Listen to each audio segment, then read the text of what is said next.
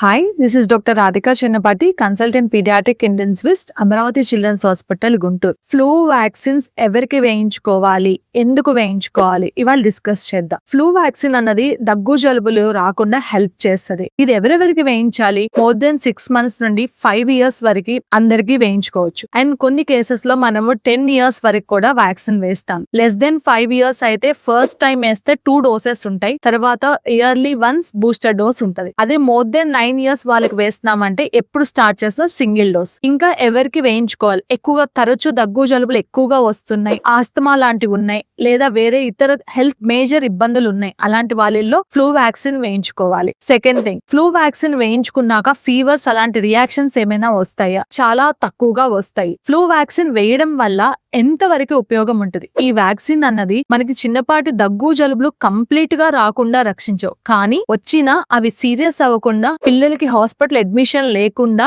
Help చేస్తాయి. So flu vaccine అన్నది మ్యాండేటరీగా more than 6 months పిల్లలు మీ ఇంట్లో ఉంటే అందరికీ వేయించండి. Thank you.